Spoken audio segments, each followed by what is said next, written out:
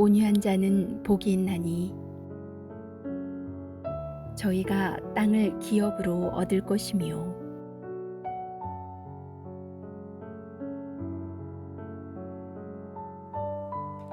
오늘 본문은 한국 사람들이 특히 좋아할 말씀일 것 같습니다. 온유한 자는 복이 있나니 저희가 땅을 기업으로 얻을 것이며, 땅을 얻는 비결에 대하여 말씀하고 있기 때문입니다. 부동산을 얻기 위하여 모든 노력을 다 바치는데 혹시 아직 부동산을 소유하지 못한 분들은 오늘 말씀에 집중하시기 바랍니다. 땅을 기업으로 얻기 위하여서는 온유해야 한다라고 말씀합니다. 온유한 사람은 어떤 사람일까요? 우선 성경이 말하는 온유함이 아닌 것을 말씀드린 후에 진짜 온유함이 무엇인지 알려드리겠습니다. 온유함이 아닌 것 첫 번째, 온유함은 타고난 부드러운 성품을 가리키는 말이 아닙니다. 태어날 때부터 마음이 부드러운 사람 혹은 풍족하게 자랐기 때문에 마음이 부드럽고 약한 사람들이 있습니다. 이런 자연적인 부드러움을 뜻하는 것이 아닙니다. 둘째, 원만한 사회생활을 말하는 것이 아닙니다. 흔히 어떤 인사가 공직자로 거론될 때 그 사람 성격이 원만하다 하는 말을 많이 합니다. 모가 나지 않고 두루두루 다툼이 없는 사람이라는 말로서 좋은 뜻이지요. 참고로 원만하다 하는 말의 반대말은 싸가지가 없다입니다.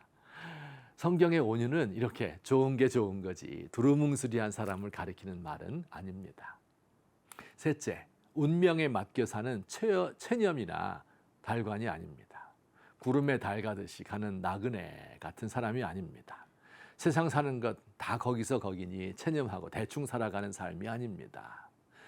자, 그러면 성경이 말씀하는 온유가 무엇일까요? 타고난 부드러움도 아니고 원만한 처세술도 아니고 운명에 맡겨 사는 체념도 아니라면 어떤 사람이 성경이 가르치는 온유한 사람일까요? 온유에는 소극적인 면과 적극적인 면이 있습니다. 우선 소극적으로는 부당한 대우를 받을 때 폭력이 아닌 부드러움으로 대하는 성품입니다.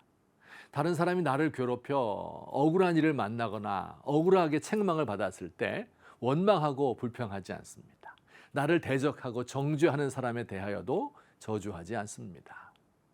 적극적인 온유는요, 화내지 않는 것에서 한 걸음 더 나아가 사람들을 포용하고 감싸주는 것입니다. 성경에서 이렇게 다른 사람을 포용한 사람으로서 아브라함의 아내 사라라는 여인을 생각할 수 있습니다. 성경은 그에 대해서 이렇게 설명합니다. 오직 마음에 숨은 사람을 온유하고 안정한 심령에 썩지 아니할 아름다움으로 하라. 이는 하나님 앞에 값진 것이니라. 사라에 대한 말씀입니다. 사라는 정말 온유했지요. 자기 남편에게 절대 복종하고 남편을 주님이라고 불렀습니다. 남편 아브라함은 어떤 사람이었습니까? 이집트의 왕이 자기를 죽이고 아내를 빼앗을 것 같으니까 아내를 누이라고 속이도록 했습니다. 아내를 바친 대가로 소와 양을 얻었습니다. 또 자기 아내에게 말도 하지 않고 아들을 잡아 죽이려고 했죠. 요즘 기준으로 보면 사라는 남편에 의존해 사는 사람이라고 비난을 받을 여인일 것 같습니다.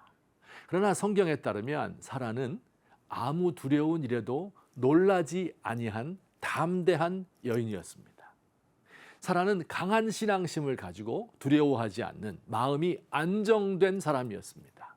온유라는 게 이런 것입니다. 약해서 바보 같아서 무기력해서 당하는 것이 아니라 내적인 강함이 있기 때문에 받아주는 능력이 있는 사람입니다.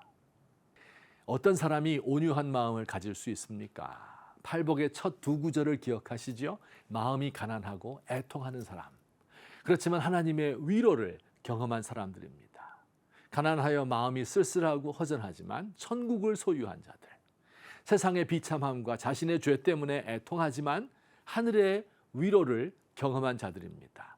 바로 이런 사람이 내적으로 충만하여 온유한 마음을 가질 수 있습니다. 이런 사람이 땅을 기업으로 얻을 것입니다. 여기 기업으로 얻는다 하는 말은 유산으로 상속받는다 하는 뜻입니다. 총과 칼로 빼앗는 것이 아니고 남의 것을 사기치고 도둑질하고 강탈하는 것이 아니라 하늘의 아버지로부터 땅을 상속받는 것입니다.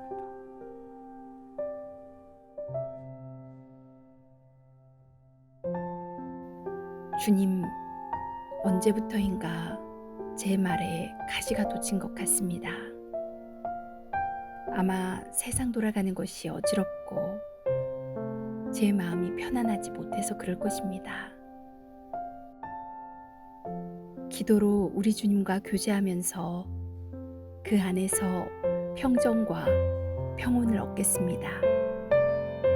그리고 제가 만나는 사람들에게 조용하고 따뜻하며 부드러운 위로의 말을 건네기 원합니다.